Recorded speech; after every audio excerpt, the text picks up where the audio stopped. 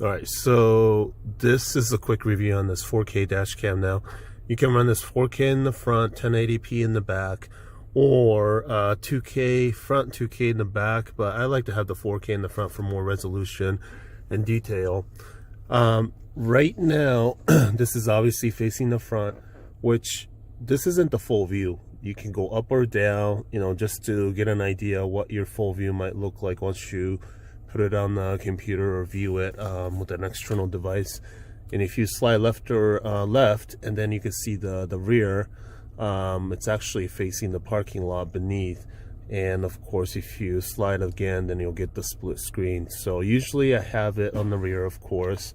And if you turn it off, and right now you can't see because of the angle, but you can use it as a regular rear view mirror. Now, I won't get into the whole detail of the options on here because there is a ton, from everything from compression ratio for the video to frequency.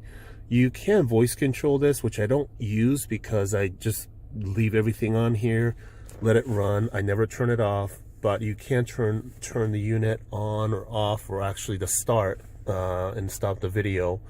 You got the nice crystal clear display for the date and time, and this red blinking light just shows you that it's recording. I don't think you could disable that, which doesn't bother me. But again, my camera is actually in the back like so. So that's the only thing. If you've never really wired anything up, you got to figure out how to reroute everything. But I usually have it all around this headliner, and then down at the bottom, and it just goes to the back.